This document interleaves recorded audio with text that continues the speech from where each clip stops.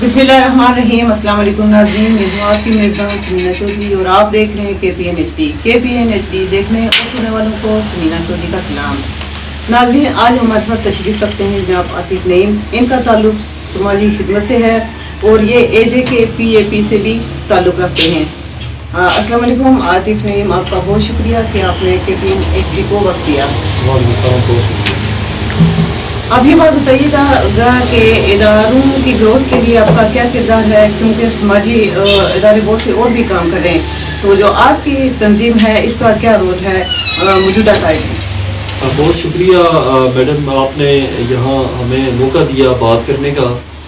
बुनियादी तौर पे अगर देखा जाए तो जो समाजी इदारे हैं, जो समाजी तंजीमें होती हैं, फलाही इदारे जिनको कहा जाता है या नॉन प्रॉफिट ऑर्गेनाइजेशन, बल्कि आजकल जो उनका नाम दिया जाता है वो पहले चूँकि नॉन गवर्नमेंट ऑर्गेनाइजेशन कहा जाता था, अब चूँकि नॉन प्रॉफिट ऑर्गेनाइजेशन कहा जा रहा है, तो इनका जो काम होता है किसी भी इलाके के अंदर, किसी भी रियासत के अंदर, किसी भी एरिए के अंदर जो लोगों की वेलफेयर के लिए, लोगों की उनकी ज़िंदगी में बेहतरी लाने के लिए जो किरदार अदा किया जा सकता है, वो समाजी तंजीमें, समाजी इदारे, समाजी कारकुनान मुखैर हजरात के साथ मिलकर, अपने डोनर्स के साथ मिलकर, अपने तौर पे भी कोशिश करके लोगों की जो ज़िंदगी है उसको आसान बनाने के लिए अपना किरदार अदा करते हैं। ये किरदार होता है समाजी तंजीमों का। और आज़ाद कश्मीर के अंदर अगर देखा जाए बिलअमूम और बिलखसूस आबाद के अंदर अगर आप देखें तो हमारे बहुत सारे इदारे हैं जो गाँव लेवल पे अगर आप देखें, यूनियन काउंसिल लेवल पे देखें, तहसील लेवल पे देखें या डिस्ट्रिक्ट लेवल पे आप देखें, तो बहुत सारे इदारे जो अपना अपना काम कर रहे हैं और बहुत अच्छा तरीके से वो अपना काम सर अंजाम दे रहे हैं। हमारा जो इदारा है बुनियादी तौर पे आज़ाद Jammu Kashmir poverty alleviation programme AJK PAP के नाम से है, जो 2003 में एडिशनल चीफ सेक्रेटरी रिटायर्ड जनाब सरदार रियाज अहमद खान साहब ने इसका क़याम अमल में लाया था। और उसके बाद से ये बुनियादी तौर पर आज़ाद कश्मीर के लेवल पे कंसोर्शियम उन्होंने बनाया था कि जितने भी इदारे काम कर रहे हैं उनके साथ मिलकर कोऑर्डिनेशन की जाए, उसकी बेहतरी लाई जा सके। और आज जो आप जिसमें अभी फोरम की तरफ से आप मुझसे इंटरव्यू ले रही हैं, डिस्ट्रिक्ट कोऑर्डिनेशन काउंसिल के नाम से जो हमारी NGOs का जो एक फोरम है under the umbrella of social welfare department government of आज़ाद जम्मू कश्मीर, उसके तहत अभी इलेक्शन हुए, जिसकी वजह से आज हम इसके मैं जो सदर आपसे बात कर रहा हूँ। हमारा जो किरदार है वो भी तमाम NGOs के साथ हम कोऑर्डिनेट कर रहे हैं, तमाम समाजी इदारों के साथ, समाजी कारकुनों के साथ कोऑर्डिनेशन करके उनकी कोई किसी के अगर छोटे मोटे गैप्स हैं, उनके रजिस्ट्रेशन के इशूज़ हैं, या सबसे जो इम्पॉर्टेंट काम है वो हमारे डाटा है। बाग के अंदर एक ऐसा डाटा बनाया जाए कि जो कोई भी इदारा, कोई भी इंटरनेशनल इदारा हो या गवर्नमेंट अगर कोई प्लानिंग करना चाहे तो वो उस पर काम कर सके। फॉर एग्जांपल मैं आपको बताऊं, जिस तरीके से आरफंड्स हैं, तो आरफंड्स का पूरा डाटा अभी तक मौजूद नहीं है। इसी तरीके से पीपल विद डिसेबिलिटीज की बात की जाए, उनका डाटा मौजूद नहीं है, उसके डाटे के ऊपर इंशाल्लाह हम काम करेंगे। इसी तरीके से बाकी मुख्तलिफ एरियाज़ के अंदर क्या प्रॉब्लम्स हैं, पानी का प्रॉब्लम कहाँ पे है, सड़क का प्रॉब्लम कहाँ पे है, लोगों के इश्यूज, जेनरल इश्यूज क्या है और क्या इलाके के लिए बेहतरी ला जा सके, इसके ऊपर हम अपनी काम करके अपने इदारों के साथ बात करके इस पर हम काम करेंगे। अच्छा, अभी आप बताइएगा कि समाजी इदारों की बहाली एक तरफ चैलेंज है तो दूसरी तरफ मुकामी इदारों की कैपेसिटी बिल्डिंग है, तो आपकी जो NGO है कोऑर्डिनेशन काउंसिल जो है इसका क्या किरदार है? देखिए, ये आपने बड़ा इम्पोर्टेंट सवाल किया है। ये आज से 1 साल कबल जो ये फैक्टर्स की वजह से जो इश्यूज आए थे पूरी दुनिया के अंदर आए, बिलखुसूस पाकिस्तान में, फिर आज़ाद कश्मीर में भी जो हमारे समाजी इदारे हैं वो इसकी जद में आए और बहुत सारे इदारों की जो रजिस्ट्रेशन के इशूज़ थे वो यकीनन उनकी रजिस्ट्रेशन हुई, जिसके ऊपर हमने पहले भी बात की है। अभी भी हमारी बातचीत गवर्नमेंट ऑफ आज़ाद जम्मू कश्मीर के साथ चल रही है, जो महकमे दाखिला के जो जिम्मेदारान उनके साथ चल रही है। लेकिन एक खुशहाल बात है कि अभी जो सोशल वेलफेयर डिपार्टमेंट है उसने बड़े अच्छे इनिशिएटिव लिए और उन्होंने अच्छे इनिशिएटिव लेके आज़ाद कश्मीर की तमाम जो समाजी तंजीमें हैं उनको उन्होंने अपने दायरे में लाने के लिए कोशिश की। और ये जो हमारा ये जो फोरम है इसमें भी हम यही कोशिश करेंगे कि ऐसी NGO जिनकी किसी वजह से रजिस्ट्रेशन हो गई तो उनको हम ان کے جو ڈاکومنٹیشن میں جو ان کے گیپس ہیں، آڈٹ رپورٹس کے چونکہ ضروری ہوتی ہیں، فائنینشیل جو ریکوائرمنٹس ہیں وہ ضروری ہوتی ہیں، ان کے اوپر ان کی رہنمائی کی جا سکے. اس کے حوالے سے ہم ڈپارٹمنٹس کے ساتھ مل کے اور دیگر اداروں کے ساتھ مل کے ہم کیپیسٹی بلڈنگ پہ ہم کام کریں گے، اور ایسے اداروں کی جن کی گیپس ہیں ان کو ہم ٹریننگ پرووائڈ کریں گے تاکہ وہ اپنے ادارے رجسٹریشن اور دیگر پروسیس کو سمجھ سکیں.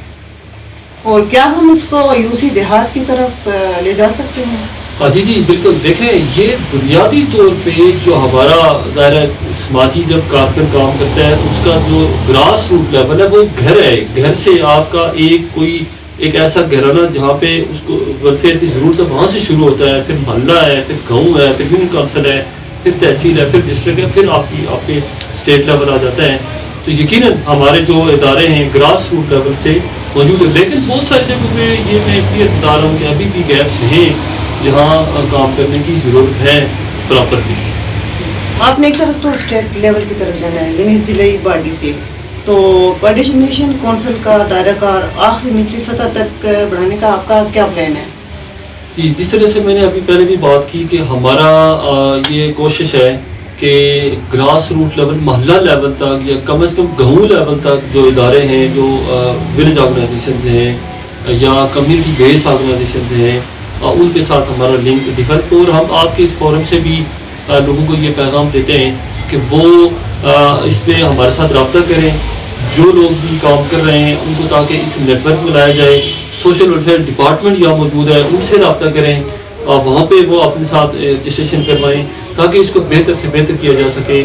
اور ہماری کوآرڈینیشن بہتر ہوگی، جتنا ہمارا نیٹ ورک بڑھے گا، جتنا ہمارا گراس روٹ لیول پر ہم جائیں گے تو لوگوں کی بہتر جو آئیڈینٹیفیکیشن ہے ان کے پرابلم وہ ہم کر سکتے ہیں. سارے پرابلم کو ہم سالو نہیں کر سکتے، لیکن کم از کم ہم جو پرابلمس ہیں ان کو آئیڈینٹیفائی کر کے ایک فورم تک ہم لے کے جا سکتے ہیں، گورنمنٹ تک ہم لے کے جا سکتے ہیں، جو انٹرنیشنل ادارے ہیں ان تک ہم لے کے جا سکتے ہیں کہ باغ کے اندر، فلانے یوسی کے اندر، فلانے گاؤں کے اندر یہ مسئلہ ہے، اس کو اس طرح ایڈریس کیا جائے. یہاں پہ یہ چیزیں اپرچونیٹیز ہیں جو اس سیکٹر میں کی جا سکتی ہیں وہ ہم کریں تاکہ علاقے کی بہتری کے لیے کام. اور بنیادی طور پہ جو این جی اوز ہوتی ہیں، بلکہ میں تو چونکہ این جی او نہیں کہتا، میں این پی اوز کہتا ہوں، نان پرافٹ آرگنائزیشن ہوتی ہیں، ان کا جو کام ہوتا ہے اسٹیٹ کو، گورنمنٹ کو اسٹرینتھن کرنا ہوتا ہے، ان کی ہیلپ کرنا ہوتی ہے.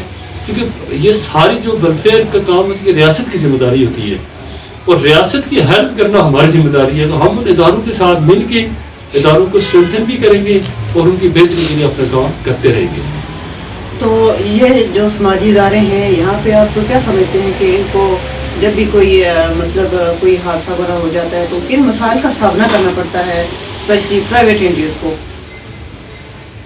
دیکھیں این جی اوز جو پرائیویٹ ساری، میں نے پہلے کہا کہ این جی او نام ہی نام گورنمنٹ آرگنائزیشن ہے، تو یہ ڈیفینیٹلی یہ تو نان پرافٹ آرگنائزیشن ہی ہوتی ہے. تو مسائل کے حوالے سے سب سے جو بیسک جو پرابلم آتا ہے ہمیشہ فائنینشیل جو ریسورسز ہیں وہ کم ہوتے ہیں. لیکن ایک کوئی بہت بڑی این جی او بھی ہوگی تو اس کے پاس بھی اتنا بجٹ ہی ہوگا کہ وہ اسپیسیفک کسی ایک آدھ گاؤں میں، 2 گاؤں میں، 3 گاؤں میں کام کر سکے. آپ جو ہمارے چھوٹے چھوٹے آرگنائزیشنز ہیں وہ محلے لیول تک، گاؤں لیول تک کام کرتی ہیں، تو ان کے پاس شاید کوئی بہت چھوٹے سے بجٹ ہوتا ہے. بعض اوقات جس طرح ابھی جو ریسنٹلی آزاد کشمیر کے اندر بڑا جو واقعہ ہوا تھا، میرپور کے اندر زلزلہ آیا، تو اس وقت ہم نے سب نے وہاں جا کے اپنا بھرپور کردار ادا کیا. تو چونکہ میرپور کی کمیونٹی کو اللہ تعالیٰ نے فائنینشیل ریسورسز دیے ہوئے تھے تو انہوں نے بھرپور وہاں حصہ لیا، وہاں کے لوکل لوگوں نے، جو باہر لوگ ہیں انہوں نے حصہ لیا. تو آپ اندازہ لگائیں کہ وہاں اداروں نے 72 گھنٹوں میں 40 کروڑ روپیہ وہاں پر ڈونیشن اکٹھا ہوا. لیکن ہمارے ضلع باغ کے اندر بھی کرنا آپ ہی سمجھتی ہیں کہ یہ ممکن نہیں ہے. تو یہاں پہ سب سے جو مین مسئلہ ہے وہ فائنینشیل ریسورسز کا ہے، جو بجٹ کا مسئلہ ہوتا ہے. اس حوالے سے ہم مخیر حضرات سے، جو ہمارے یہاں مخیر حضرات لوگ ہیں باہر ممالک میں، یہاں پہ ان سے ہم اپیل کریں گے کہ جب بھی کوئی معاملہ ہو اپنے ایریا کے اوپر نظر رکھیں، ہمیں نہ دیں پیسے، لیکن اپنے ایریاز کے اندر کو دیکھیں کہ جہاں بھی ان کو ضرورت ہے پیسوں کی وہ وہاں لوگوں کی مدد کریں. یہ پہلے نمبر پہ یہ چیز آتی ہے فائنینشیل ریسورسز. دوسرے نمبر پہ جو این او سیز کے ایشوز ہوتے ہیں تو اس کو تو ڈیفینیٹلی سوشل ویلفیئر ڈپارٹمنٹ بھی ایڈریس کرے گا، ڈسٹرکٹ گورنمنٹ بھی ایڈریس کرے گی، اور ہم بھی اس کو ایڈریس کریں گے. اور کسی کو اگر این او سی کا ایشو ہے ہم اس کے ساتھ بیٹھ کے اس کے ساتھ بات کر کے ہم انشاءاللہ ان کی چیزوں کو بہتر کروائیں گے. اور تیسرا جو نمبر ہوتا ہے امپلیمنٹیشن ہوتا ہے کہ آپ بہت دیانتداری کے ساتھ شفاف طریقے سے اور اکاؤنٹیبل سسٹم کے ذریعے آپ لوگوں تک جو ان کا حق ہے وہ پہنچائیں. تو اس کی پالیسی ہے ادارے کے پاس ہونی چاہیے. شفافیت کے ذمہ دار کیا ہے, ان کے اکاؤنٹیبلٹی سسٹم کیا ہے, ان کا فائنینشیل مینجمنٹ سسٹم کیا ہے, تو یہ ڈیفینیٹلی ہونی چاہیے. اور یہ ہے بھی تقریباً تمام اداروں کے پاس ہے بھی, تو اس کے تحت یہ پھر کام کیا جاتا ہے. اچھا سردار صاحب, اب یہ بات بتائیے گا کہ قدرتی آفات کے دوران خاص طور پر این جی او کا کیا کردار ہے؟ بہت شکریہ میڈم, آپ نے یہ بڑا امپورٹنٹ سوال کیا ہے. میں یہ سمجھتا ہوں میڈم کہ آپ بھی اپنے طور پہ ریسرچ کریں.